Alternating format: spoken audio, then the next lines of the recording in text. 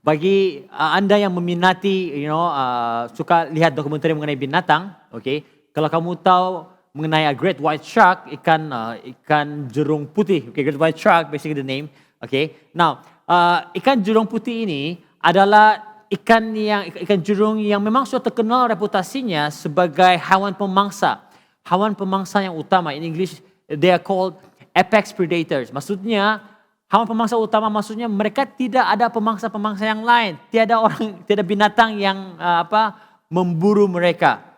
Basically mereka berada at the top of the food chain, maksudnya dalam rantai makanan. Rantai makanan, yes, food chain. They at the top.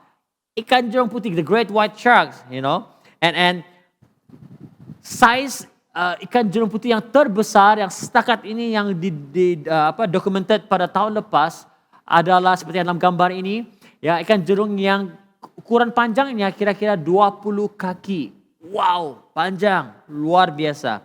Seperti yang diperhatikan, besar badannya, dia punya size-nya besar, jaws dia, mulut dia pun juga besar, dia punya gigi pun besar. Wow, memang mereka layak berada di tempat yang teratas in the food chain, at the top of the food chain.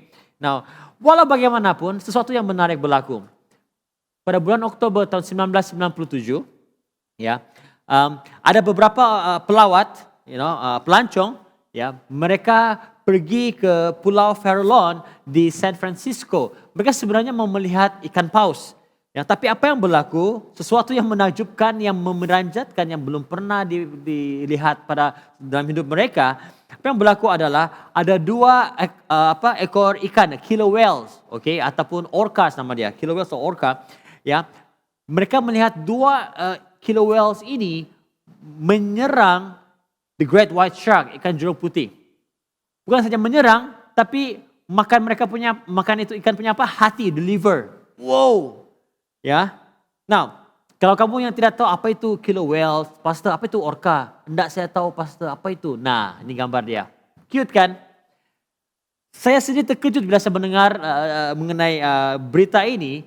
Bagaimana hewan yang begitu cute, look harmless, boleh menyerang binatang yang begitu ganas seperti ikan jerung putih ini. So, pada waktu itu bila peristiwa itu direkodkan, orang berpikir bahwa ini kebetulan saja, kebetulan lah mungkin ikan orca tersebut, the whale shark tersebut mungkin mereka kelaparan, that's why mereka menyerang ikan jerung tersebut, Tapi apa yang berlaku adalah, pada tahun 2009 ada beberapa saintis dan researcher, mereka letakkan tag pada 17 ekor ikan jerung putih. Nah, tujuan mereka tag ikan jerung putih tersebut adalah supaya bagi tujuan kajian. Seperti biasa mereka buat kajian mengenai ikan jerung putih di kawasan tempat mereka memburu, di pulau. Nah, apa yang berlaku adalah pada bulan November, pada bulan November tahun yang sama, mereka dapati apa yang berlaku adalah ada dua kumpulan ikan killer whale, orcas ini, dua kumpulan ikan orca, sebenarnya mereka hanya melewati ataupun limpas itu pulau. Dan apa yang menakjubkan, dalam tempo 8 jam, 17 ekor ikan jerung putih itu meninggalkan tempat pemburuan mereka. Bukan karena mereka diserang oleh ikan orca ini, bukan. Mereka ketakutan. Jadi para saintis, para penyelidik berpikir apa yang menyebabkan ikan ini ketakutan? Ikan jerung putih tahu, the great white shark knows, ikan jerung putih tahu bahwa bila orca datang, when the whale shark datang, they know that it's time for them to go. Masanya untuk pergi. Starring kan, mau melawan sama ikan orca, mana boleh. Ikan jerung putih tahu mereka bukannya lawan, mereka tidak akan menang kalau bertarung dengan ikan orca. Nah, mungkin sebagian daripada Anda berkata, pastor, apa ini hari Minggu awal-awal pagi cerita mengenai ikan, apa ini sebenarnya? Wow. Mengapa saya mengongsikan fakta ini, peristiwa ini kepada Anda? Karena khotbah yang saya ingin sampaikan pada pagi hari ini berbicara mengenai seorang yang luar biasa. Bahkan Yesus sendiri bersaksi, menceritakan mengenai pribadi ini. Dalam Lukas pasal 7 ayat 28, Yesus mengatakan bahwa dalam beramai-ramai orang di dunia ini, yang dilahirkan di dunia ini, tidak satu orang pun yang lebih besar daripada pribadi ini. Tapi apa yang berlaku adalah kita tahu bahwa orang ini, nanti kita akan lihat bahwa orang yang dikatakan oleh Yesus ini, ya, tahu bila Yesus datang, itulah masanya untuk dia pergi. Bila Yesus datang, itulah waktu untuk Yesus menjadi tumpuan, bukan lagi dia. Ya. Dia tahu bila Yesus datang, tugasnya selesai. Dia sendiri mengatakan bahwa Yesus harus semakin besar, semakin bertambah, dan aku harus semakin kecil, semakin berkurang. Mari kita buka firman Tuhan kita dalam Yohanes pasal 3 ayat 22 hingga 30. Yohanes pasal yang ketiga ayat 22 hingga 30. Saya baca dalam terjemahan bahasa Indonesia ya. Sudah itu Yesus pergi dengan murid-muridnya ke tanah Yudea dan ia diam di sana bersama-sama mereka dan membaptis. Akan tetapi Yohanes pun membaptis juga di Ainon dekat Salim, sebab di situ banyak air dan orang-orang datang ke situ untuk dibaptis. Sebab pada waktu itu Yohanes belum dimasukkan ke dalam penjara. Ayat 25, maka timbullah perselisihan di antara murid-murid Yesus dengan seorang Yahudi tentang penyucian. Lalu mereka datang kepada Yohanes, guru mereka ya, dan berkata kepadanya, Rabi, orang yang bersama dengan engkau di seberang sungai Yordan, yang tentang dia engkau telah memberi kesaksian, dia membaptis juga dan semua orang pergi kepadanya. Jawab Yohanes, tidak ada seorang pun yang dapat mengambil sesuatu bagi dirinya kalau tidak dikaruniakan kepadanya dari surga. Kamu sendiri dapat memberi kesaksian bahwa aku telah berkata, aku bukan Mesias, tetapi aku diutus untuk mendahuluinya. Yang empunya mempelai perempuan ialah mempelai laki-laki. Tetapi sahabat mempelai laki-laki yang berdiri dekat dia dan yang mendengarkannya sangat bersukacita mendengar suara mempelai laki-laki itu.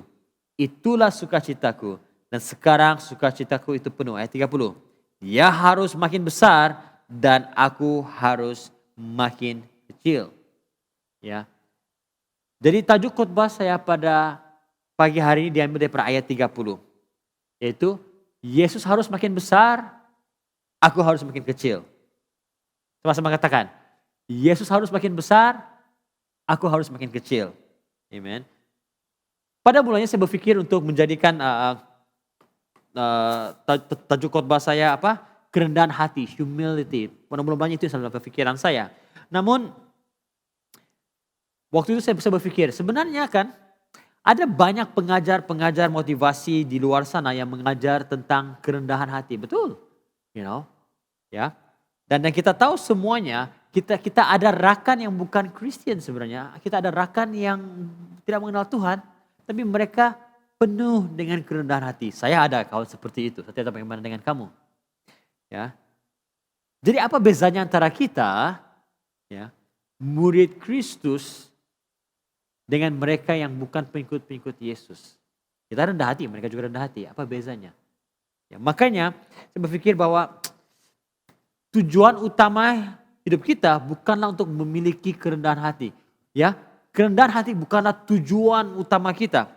Sebaliknya, kerendahan hati adalah apa yang kita perolehi dan apa yang kita kembangkan saat kita mengejar Yesus.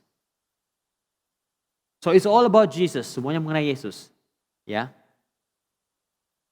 Kita tidak diselamatkan karena kita memiliki kerendahan hati. Ya. We are not saved because of our humility. Kita diselamatkan karena kita mempunyai Yesus dalam hidup kita. Nah, saya ulangi, mungkin ada yang termiss, ada yang belum menangkap hal ini. Oke, sekali lagi. Kita diselamatkan karena kita tidak diselamatkan karena hati kita. Sebaliknya kita diselamatkan karena kita mempunyai Yesus di dalam hati kita, di dalam hidup kita. Kita tidak diselamatkan karena kerendahan hati, bukan karena sifat baik kita. Ya, kita diselamatkan karena Yesus. Nah, apa yang Anda perhatikan daripada ayat yang kita baca sebentar tadi adalah terjadinya pertindihan, overlapping, pertindihan antara pelayanan Yohanes Pembaptis dan juga Yesus dan murid-muridnya. Nah, sebelum Yesus memulaikan pelayanannya, ya, Yohanes Pembaptis adalah orang yang sangat terkenal. Sebelum Yesus masuk ke dalam scene, dalam pelayanan, Yohanes Pembaptis adalah orang yang populer dan sambutan sangat menggalakkan. Ya, orang berpusu-pusu pergi berjumpa dengan Yohanes Pembaptis, mau dibaptis. Dan menurut saya kemungkinan besar kenapa Yohanes Pembaptis sangat populer pada waktu itu, yang mendapat banyak pengikut-pengikutnya, kemungkinan besar karena pada waktu itu Israel berada di dalam musim atau satu period atau jangka waktu yang dinamakan intertestamental period. Oke, saya tidak tahu apa dalam bahasa Indonesia, tapi apa yang berlaku adalah berlakunya bangsa Israel melalui apa yang namanya 400 tahun senyap, 400 tahun senyap, di mana apa itu intertestamental period? Oke, pada sekitar 435 Masehi, sebelum Masehi, 435 tahun sebelum Masehi, Nabi Maliaki berhenti menulis. Oke, maksudnya itu menandakan berakhirnya buku terakhir dalam perjanjian lama, yaitu Kitab Maliaki. Ya. Itu adalah masa di mana Tuhan tidak lagi menyatakan sesuatu yang baru kepada umatnya. Tidak ada lagi nubuat-nubuat yang baru. Berhenti, nokta. Dan itu berlaku selama lebih kurang 400 tahun. Tiada pewahyuan, tiada nubuatan yang baru. Dan sesuatu terjadi ketika Yohanes Pembaptis muncul. Ya. Dalam Injil Matius kita boleh melihat. Banyak orang menyangka bahwa dia adalah Elia. Dia adalah Mesias. Banyak lagi gelaran-gelaran yang diberikan kepada Yohanes Pembaptis. Oleh itu, ketika murid Yesus mengatakan bahwa Yohanes Pembaptis, ramai orang yang sudah pergi kepada Yesus dibaptiskan. Ya. Bila murid Yesus berkata itu kepadanya, Yohanes dengan cepat menjawab bahwa menjawab bahwa Yesus adalah Kristus, bukan saya. Yesus adalah Mesias, bukan saya. Orang lain harus pergi kepada Yesus untuk dibaptis. Ya. Yesus Pembaptis seterusnya dalam ayat 30 membuat satu kenyataan sangat penting. Dia berkata apa? Dia harus menjadi lebih besar. Aku mesti menjadi kurang atau kecil. Pernyataan ini adalah satu kebenaran firman Tuhan yang harus kita tangkap. Bayangkan seorang tokoh Alkitab, seorang yang sangat luar biasa seperti Yohanes Pembaptis, dapat memperlihatkan kerendahan hati seperti itu. Bagaimana dengan kita semua? Bagaimana dengan Anda? Ya. Jadi pada pagi hari ini saya mau membukakan kepada kita apa yang dimaksudkan dengan Yohanes Pembaptis. Dia mengatakan Yesus harus makin besar, aku harus makin kecil. Kristus harus menjadi besar dan saya harus berkurang. Ya. Bagaimana kita dapat melakukannya? Pastor, bagaimana saya boleh melakukannya? Bagaimana saya mau menjadikan Yesus menjadi besar dan saya menjadi kecil? I'm glad that you asked. Saya tahu kamu tanya ini. Oke, yang pertama, ya, untuk Kristus, untuk Yesus menjadi besar dan kita menjadi kecil, yang pertama, kita harus tahu tujuan dan peranan kita dalam hidup ini. Kita harus tahu tujuan dan peranan kita dalam hidup ini.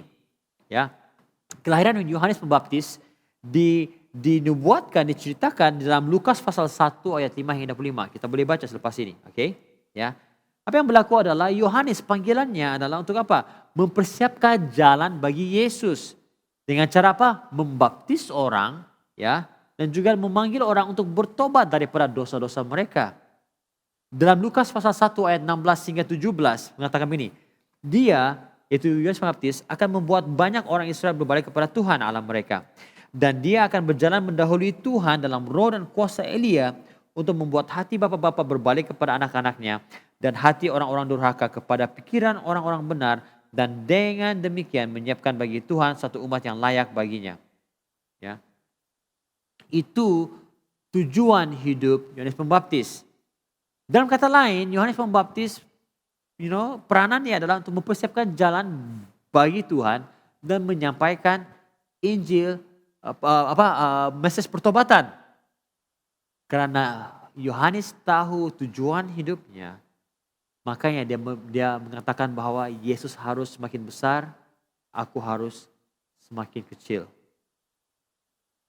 Semuanya mengenai Yesus. It's all about Jesus. Kamu tahu gak? Ada bahaya tau. Bahayanya jika kita lupa akan tujuan hidup kita. Bahaya tuh. Sangat berbahaya.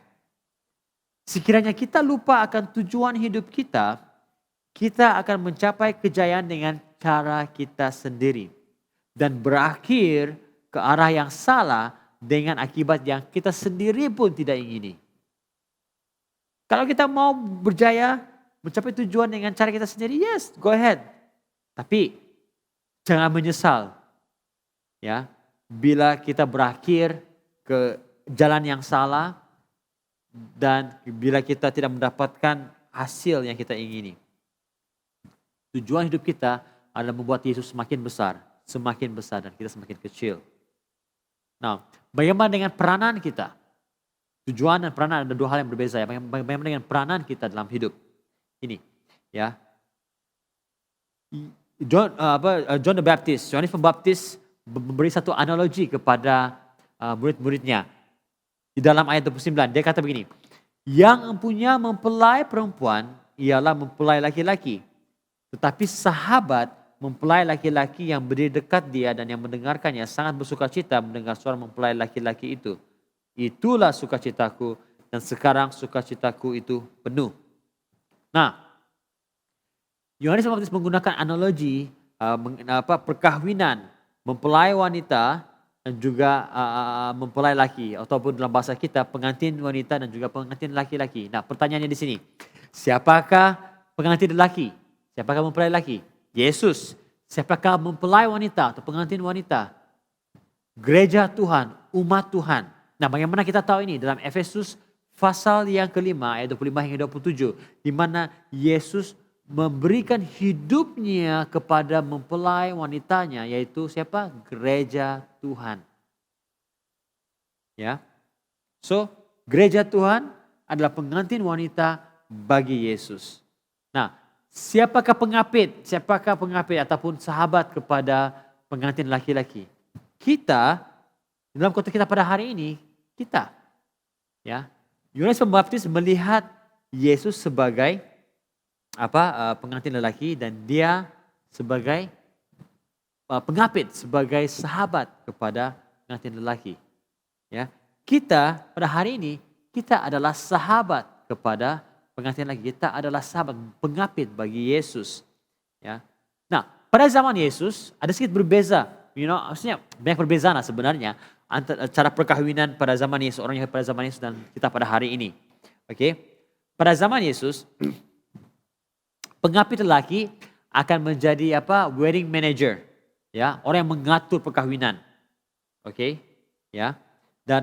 Dan memang merupakan satu daripada purpose ataupun role ataupun tujuan ataupun peranan pengapit pengantin lelaki ini untuk memastikan perkawinan itu berjalan dengan lancar. Bila tiba waktunya untuk mengambil pengantin wanita, ya, pengapit lelaki ini akan terlebih dahulu mendahului pengantin lelaki. Apa yang berlaku adalah pengapit ini akan pergi ke rumah pengantin wanita, meniup syofar, mengumumkan ketibaan pengantin lelaki. Nah, itu peranan pengapit pada zaman Yesus. Nah, pertanyaan di sini, siapakah yang akan mendapatkan pengantin wanita? Of course, sudah tentu pengantin lelaki, betul tidak? Ya, bukannya pengapit. Siapa yang akan mendapatkan pengantin wanita? Pengapit. Pengapit pula. Pengantin lelaki, tersasul saya, alright? Saya tahu ada di antara kamu yang sedang tidur saat ini, okay? I know. So, ya. Fokus perkawinan itu adalah pengantin wanita dan juga pengantin lelaki, bukan pengapit. Dapat tekap di sini. Nah, tapi apa yang berlaku? Ini yang Yohanes Pembaptis mau bagi tahu kepada murid-muridnya. Guys, Saya hanya pengapit. Saya bukannya pengantin lelaki, saya bukan orang yang utama, saya hanya tolong saja. Saya hanya membantu Yesus. Yesus adalah mempelai lelaki, pengantin lelaki, saya hanyalah pengapit. Ya. Ini adalah sesuatu yang Tuhan nyatakan kepada saya waktu saya mempersiapkan khotbah saya. Dan sebenarnya secara jujur, ini sesuatu yang menyukarkan saya, membuatkan saya bergumul dalam hal ini. Saya menghabiskan banyak masa untuk melakukan renungan, refleksi dan saya bertobat. Tuhan memberitahu kepada saya bahwa sama ada sedar atau tidak, ada banyak influencer Kristen, ada banyak pendeta, pastor, para pelayan-pelayan Tuhan, pemimpin, pengkhotbah Kristen yang mengaku diri mereka sebagai pengapit pengantin lelaki, mengaku diri mereka sebagai sahabat Yesus, tapi sebenarnya apa yang mereka lakukan? Mereka ingin menarik perhatian kepada diri mereka sendiri. Sebenarnya mereka mau pengantin perempuan, mereka menggoda pengantin perempuan untuk pandang diri mereka. Wow. Saya tidak tahu kalau kamu menangkap hal ini. Seharusnya perhatian itu diberikan kepada pengantin lelaki, betul atau tidak? Bukannya pengapit. Tapi ini yang berlaku hari-hari ini. Di mana-mana kita perhatikan, ya pemimpin, figur-figur Kristen, ya mereka mau terkenal, ya mereka menggoda. Kalau kita tidak berhati-hati, kita akan menggoda pengantin wanitanya Yesus. Sampai contoh, oke? Saya menggoda pengantin wanita Yesus bila saya melakukan sesuatu untuk menarik perhatian gereja Tuhan. Menarik perhatian umat Tuhan. Bilang, tengok saya, ini yang saya buat, ini saya, semuanya mengenai saya. It's all about me. Ya. Saya menggoda pengantin wanitanya Yesus bila goal saya adalah saya mesti mendapatkan perhatian mereka. Mereka mesti mau ikut saya. Mereka mesti mau dengar apa saya cakap. Ya. Berhati-hati bila orang lebih mengenal Anda daripada mereka mengenal Yesus.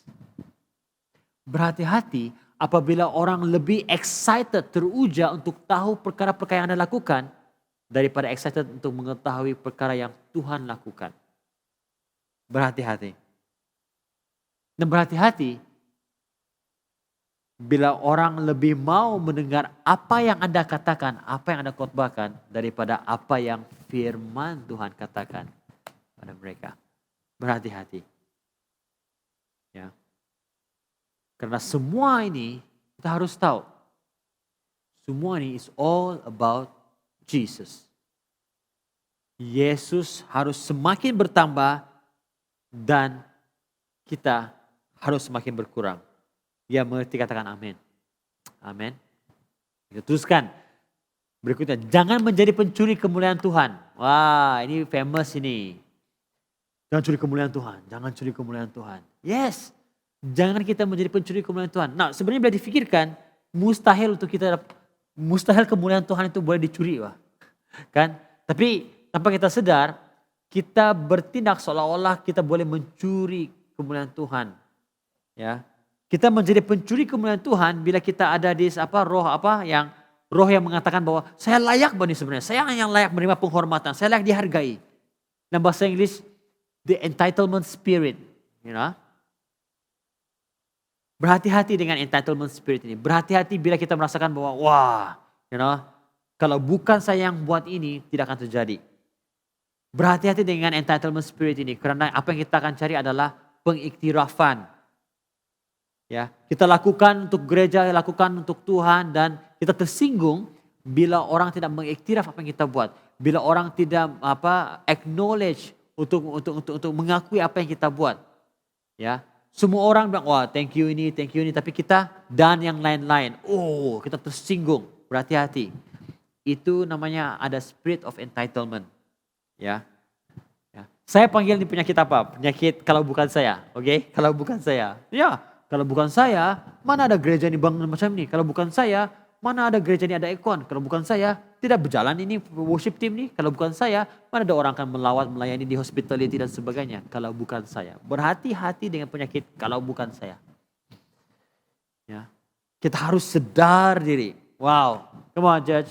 Katakan kepada diri Anda sendiri, sedar diri, sedar diri. Kita hanyalah pengapit, ya. Kita hanyalah orang yang mempersiapkan jalan bagi Yesus. Jangan curi kemuliaan Tuhan. Ya. Saya mau Anda menangkap kebenaran ini, oke? Saya mau Anda menangkap kebenaran ini.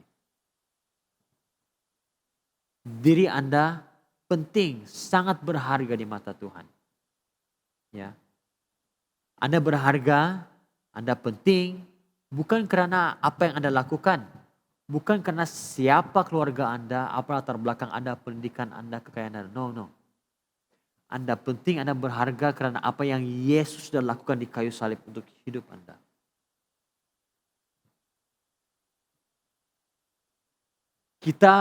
Kalau kita sedar siapa diri kita di hadapan Tuhan.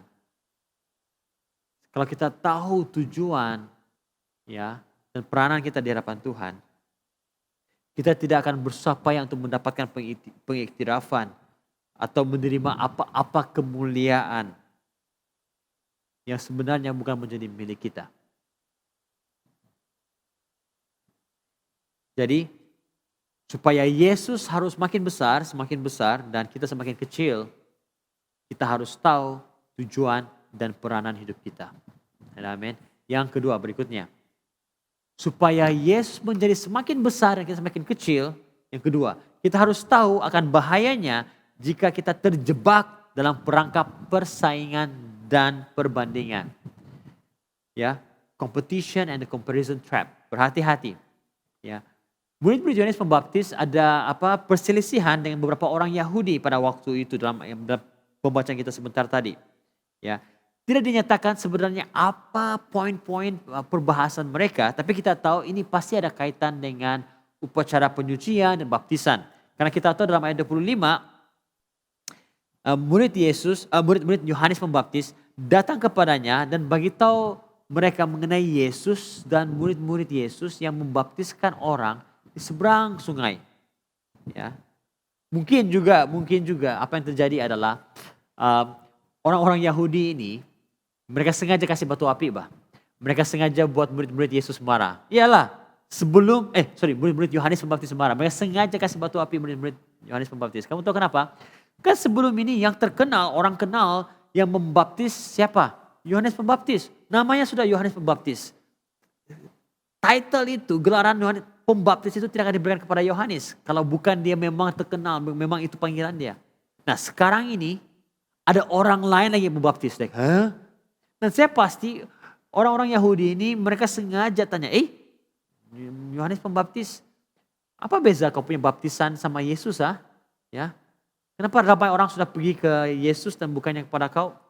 Ya, mungkin kau punya baptisan sudah kurang sakti, yang Yesus punya lebih sakti nih gitu. Wah, bayangkan murid-murid Yohanes Pembaptis, marah, ya, cemburu, dan mungkin itu, ya. So kita tahu bahwa Yohanes sebenarnya populer. Yohanes Pembaptis dikenal semua orang. Dan kita mengerti mengapa murid-muridnya rasa sangat geram. Ya, sangat cemburu dengan Yesus dan murid-murid Yesus. Kira-kira adakah mereka ini tahu siapa Yesus? Nah, saya percaya mereka tahu siapa Yesus. Karena apa? Yohanes Pembaptis sudah bagi tahu dengan mereka, ya. Dia bukan Kristus, dia bukan Mesias. Nah, apa yang menyebabkan mereka lupa akan siapa Yesus? Karena apa? Mereka berfokus kepada diri sendiri. Mereka lebih melihat kepada diri mereka sendiri. They are full of themselves. Ya, berhati-hati. Ya, bila Anda fokus kepada diri Anda sendiri, when you are full of yourself, semuanya ada saya, aku, berhati-hati. Kamu tidak akan peduli mengenai orang di sekitar kamu. Yohanes pasal yang pertama ayat 19-34. Ditulis di mana Yohanes sendiri bersaksi mengenai Yesus. Dan murid-murid Yohanes sendiri tahu kesaksian Yohanes. Tahu. So mereka memang tahu siapa Yesus. Tapi masih lagi tetap mereka berkeras hati. Mereka bilang, no, Yohanes. Tunggu, orang sudah curi kita punya follower lah. Macam mana mau cari makan ini? Orang populer sudah kita nih.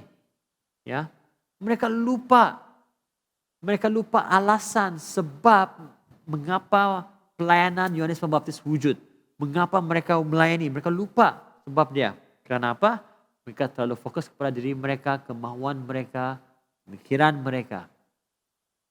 Ya, mereka melihat Yesus sebagai saingan mereka. Ya. Nah, kita akan lupa akan panggilan utama kita apabila kita berpikir, apabila pikiran kita tertumpu pada persaingan dan perbandingan. Ya, kita lupa panggilan kita apabila yang pikiran kita hanyalah, ayo apa yang gereja ini buat, apa yang saya anukan buat pelayanan dia, ayo dia buat macam ni, siapa mau juga, saya buat lebih sedikit daripada dia. Wow, berhati-hati. Kita akan lupa akan panggilan kita bila kita fokus pada perbandingan dan persaingan. Jangan lupa, kita melayani Tuhan yang sama, melayani Raja yang sama untuk kerajaan yang sama, itu kerajaan Allah. Ya, orang yang jatuh dalam perangkap ini, akan cenderung, bahkan akan selalu memikirkan hal yang negatif mengenai orang lain. Ya, betul. Orang yang terjebak di dalam perangkap perbandingan dan persaingan ini akan selalu berpikir yang negatif atau dan memandang rendah orang lain. Ya, ini terjadi dengan kehidupan saya beberapa tahun yang lalu sebelum saya datang ke SIB Live. Karena pelayanan saya maju, khususnya dalam pelayanan pujian penyembahan, ya, karena pengetahuan saya, pengalaman saya dan skill saya baik daripada orang panggil saya pelayanan, dan saya mulai memandang rendah pelayanan-pelayanan yang lain. Saya bilang, ini baru start nih, baru beginner ini begitu. Tidak tandingan, tidak up to my standard. Tuhan menegur saya. Saya bertobat. Ya, saya sadar bahwa pelayanan yang Tuhan percayakan kepada saya hanya satu alat. Ya, Tuhan hanya pinjamkan saja pelayanan itu dengan saya. Itu kan milik saya, tapi itu milik Tuhan. Makanya saya belajar untuk melepaskan apa yang ada pada saya, pelayanan saya. Semua ini Tuhan, ini kau punya. Ya. Ingat. Yesus harus semakin bertambah dalam kehidupan kita dan kita harus semakin berkurang. Tidak apa-apa kalau orang lain melakukan pelayanan mereka berbeza dengan kita. Tidak apa-apa kalau orang lain tidak sama seperti apa yang kita lakukan. It's okay. Selagi mereka melayani Tuhan. Selagi mereka berfokus kepada Tuhan yang sama. It's okay. Tidak apa-apa, Bah. Ya, biar. Itu kan panggilan mereka. Betul tidak? Ya. Perbandingan dan persaingan ini sebenarnya terjadi juga di dalam di Korintus. Ya.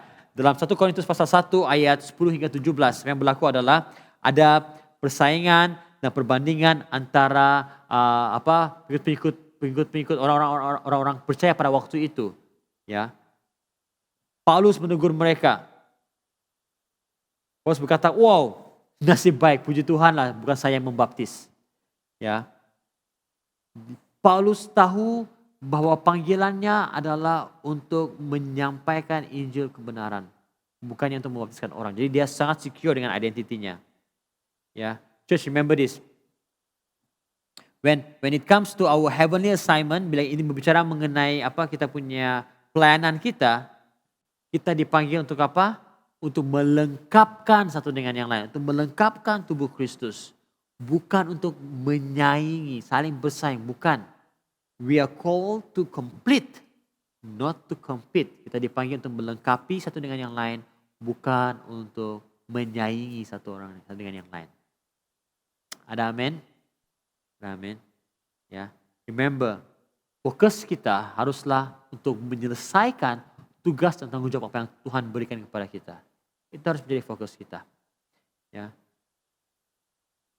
Seperti Yohanes Pembaptis, Paulus sendiri tahu bahwa Yesus harus semakin bertambah dan dia harus semakin berkurang. Ada amin? Ada amin. Haleluya. Now, last but not least, untuk Yesus menjadi semakin besar dalam kehidupan kita dan kita menjadi semakin kecil, kita harus tahu bahwa segala sesuatu yang ada pada kita adalah pemberian dari Tuhan. Ada amin? Segala sesuatu yang ada pada diri kita adalah pemberian dari Tuhan. Yohanes Pembaptis tahu bahwa apa yang diterima olehnya, pelayanan yang diberikan kepadanya ini oleh Tuhan, bukan karena dia orang yang baik, bukan karena dia daripada keluarga yang baik, bukan karena keberadaannya, tapi itu semua karena karunia daripada Tuhan. Dalam ayat 27 dia berkata begini, seseorang tidak mungkin menerima sesuatu kecuali diberi kepadanya dari surga. Saya ambil dari terjemahan Alkitab versi Borneo. Apa yang berlaku adalah Yohanes Pembaptis dia membawa murid-muridnya yang pada waktu itu memang hilang fokus. Mereka lupa mengapa mereka melayani.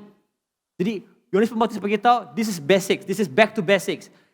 Tidak mungkin kita menerima sesuatu kecuali kalau bukan diberikan oleh Tuhan. Jemaat-jemaat yang saya kasih semua, apa yang ada pada kita pada hari ini, Tuhan berikan karena Dia mengasihi kita, karena itu adalah kasih karunia-Nya kepada kita.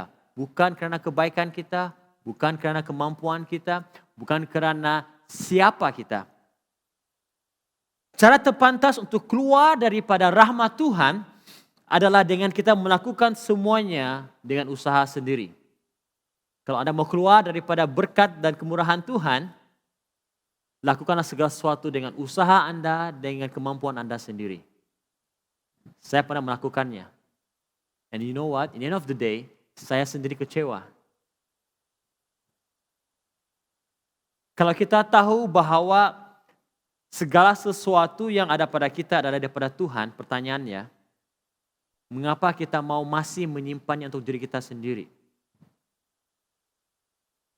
Jikalau kita tahu bahwa talenta kita, semua karunia kita, skill kita, pengalaman kita, sumber-sumber yang kita ada, kalau kita tahu semua itu datang daripada Tuhan, pertanyaan saya, mengapa kita mau menyimpannya untuk diri kita sendiri? Semasa saya mempersiapkan diri untuk khotbah pada hari ini, saya menyadari bahwa saya harus terus-menerus mengingatkan diri saya sendiri, saya harus terus-menerus mengingatkan diri saya untuk berhenti mengejar apa yang saya mahukan dalam hidup. Dan sebaliknya saya harus mengejar Yesus dengan sepenuh hati.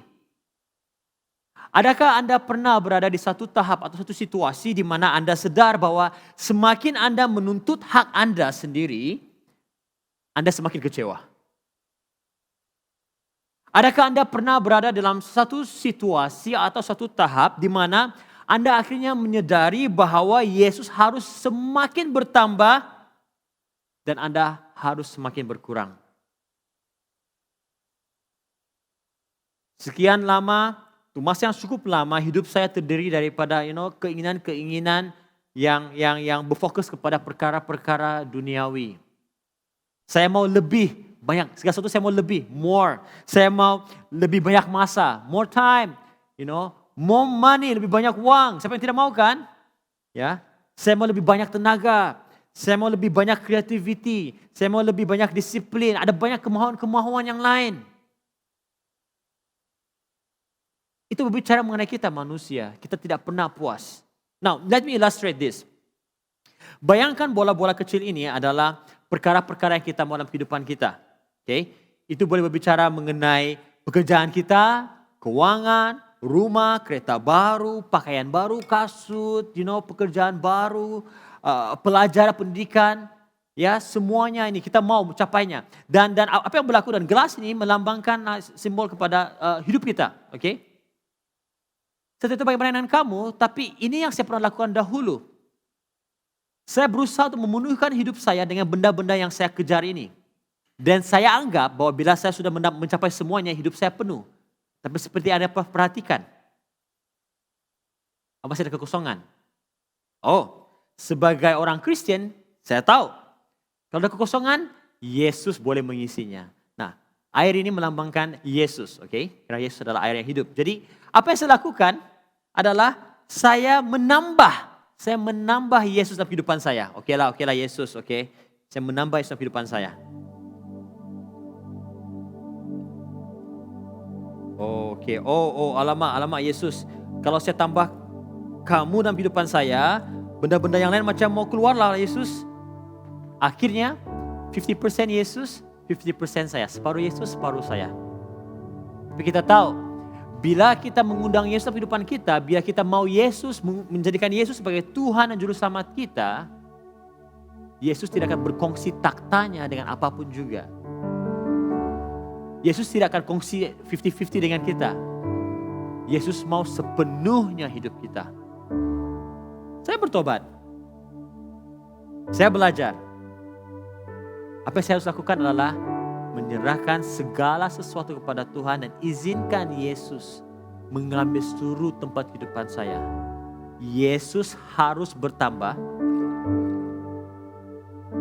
dan saya harus berkurang. Nah pada akhirnya, bila Yesus semakin bertambah, semakin ditinggikan, semakin besar dalam kehidupan kita, apa yang orang lihat adalah hanya Yesus. Bukan lagi diri kita, tapi adalah Yesus.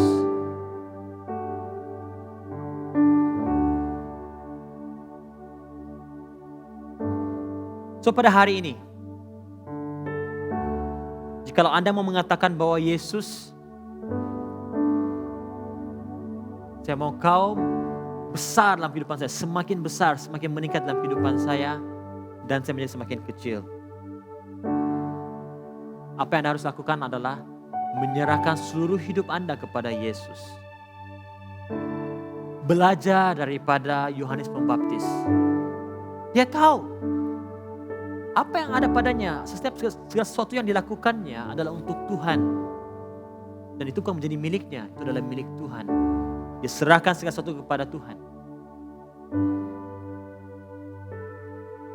Jadi, jemaat yang saya kasih, teman-teman yang saya kasih, pada hari ini pertanyaan saya kepada Anda. Pilihan ada di tangan Anda. Sama ada Anda mahu Yesus menjadi lebih besar dan Anda menjadi lebih kecil, atau Anda mau menjadi semakin besar, Yesus menjadi semakin kecil. Anda pilih. Seperti saya katakan tadi, Yesus tidak akan berkongsi taktanya dengan apapun atau sesiapapun juga. No way. Tidak mungkin Yesus berkongsi dengan siapapun juga. Bagi saya, Yesus harus semakin besar dan saya harus semakin kecil. Sebab dia yang layak, dia satu-satunya pribadi yang layak menerima segala kemuliaan, menerima segala hormat daripada kita. Ada amin. Haleluya. Mari kita tunduk kepala bersama-sama saat ini. Ambil waktu. Melalui lagu ini yang kita akan nyanyikan sebentar nanti. Kita renungkan. Di mana posisi kita? Siapakah Tuhan dalam kehidupan kita? Haleluya.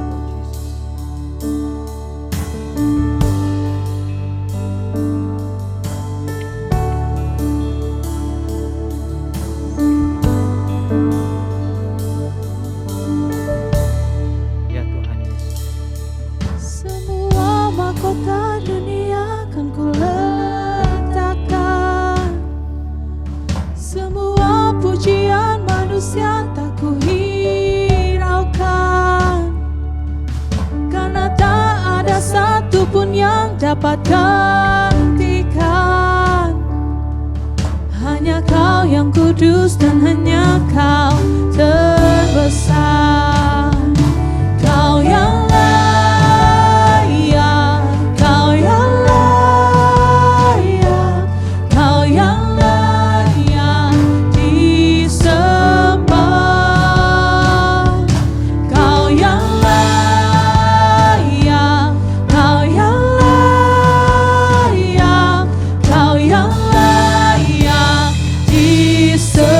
Katakan kau yang layak.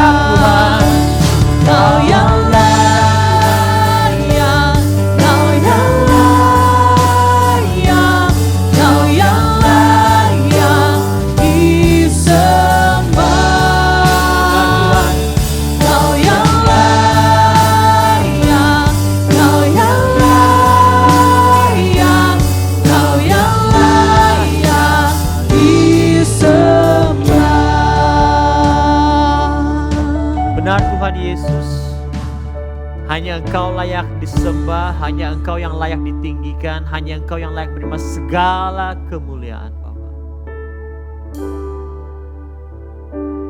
Jemaat-jemaat semua, saya mau mengakhiri dengan 4 pertanyaan ini. Yang pertama,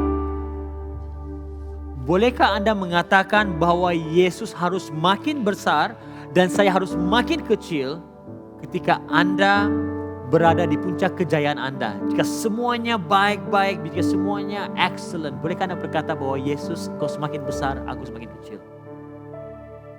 Pertanyaan yang kedua, bolehkah Anda berkata bahwa Yesus, Engkau semakin besar, aku semakin kecil ketika Anda dianiaya karena iman Anda? Pertanyaan yang ketiga, bolehkah Anda mengatakan bahwa Yesus, Engkau semakin besar, aku semakin kecil ketika Anda berada di titik yang terendah dalam kehidupan Anda? Dan pertanyaan yang terakhir, bolehkah orang di sekitar Anda, ahli keluarga Anda, teman-teman Anda memberi kesaksian mengenai hidup Anda, bahwa hidup Anda benar-benar menunjukkan bahwa Yesus semakin besar dan Anda semakin kecil?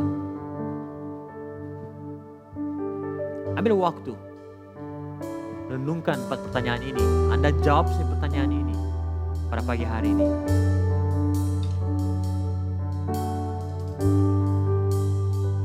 Pada akhirnya, apa yang penting bukanlah berapa banyak harta benda yang kita ada, bukanlah berapa banyak kejayaan, kesuksesan yang kita capai, bukan.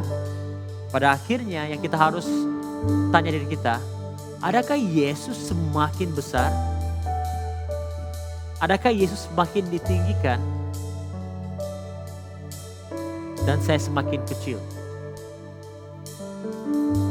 Jika pada hari ini Anda berkata, Pastor, saya mau kembali kepada Yesus. Saya mau Dia ditinggikan dalam kehidupan saya. Saya mau Yesus semakin besar dalam kehidupan saya. Saya tidak mau hidup untuk diri saya sendiri. Saya tidak mau berfokus kepada diri saya sendiri. Sebaliknya saya mau diri saya semakin kecil dan Yesus semakin besar. Jikalau ini adalah Anda, angkat tanganmu saat ini. Haleluya. Haleluya Tuhan. Nah, mungkin Anda berkata, Pastor, saya sudah lama tidak ke gereja, saya sudah jauh daripada Tuhan, apalagi musim MCO ini. Saya langsung tidak sentuh firman Tuhan, saya langsung tidak ada kemahuan untuk tahu mengenai Tuhan, untuk baca firman Tuhan. Adakah mungkin bagi saya untuk kembali kepada Yesus? Maukah Yesus menerima saya kembali? Begitu dengan Anda, saat ini jika Anda bertobat, sungguh-sungguh mencari Tuhan, Tuhan akan menerima Anda, Yesus menerima Anda. Jikalau itu Anda mau kembali kepada Tuhan saat ini. Sekali lagi Anda mau menjadikan Yesus sebagai Tuhan dan Raja Anda. Anda mau Yesus menjadi semakin besar, Anda semakin kecil. Dimanapun engkau berada saat ini, angkat tanganmu, saya mau doakan untuk Anda. Tuhan Yesus, saya berdoa Tuhan untuk tangan-tangan yang terangkat saat ini. Ya, saya tidak dapat melihatnya, namun Engkau melihat tangan mereka Bapa di surga.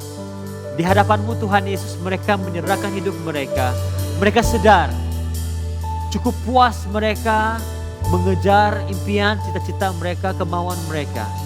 Mereka sadar Tuhan Yesus bahwa dalam diri mereka ada kekosongan. Mereka sadar Tuhan, usaha mereka Tuhan sia-sia jika Engkau tidak ada bersama-sama dengan mereka. Dan pada pagi hari ini Tuhan, keinginan mereka agar Engkau menjadi semakin besar dan mereka menjadi semakin kecil. Pada pagi hari saya berdoa di dalam nama Tuhan Yesus, dengan kuasa Roh Kudus Engkau jamah setiap tangan-tangan yang terangkat. Baharui hati mereka, baharui pikiran mereka Tuhan Yesus, menjadi yang baru. Kembalikan Bapa di surga Tuhan, biar mereka ingat kembali akan kasih mereka yang mula-mula kepada Engkau Tuhan Yesus. Pada pagi hari ini terjadi di dalam nama Tuhan Yesus. Oh haleluya, di dalam nama Tuhan Yesus. pemulihan terjadi, penerobosan terjadi.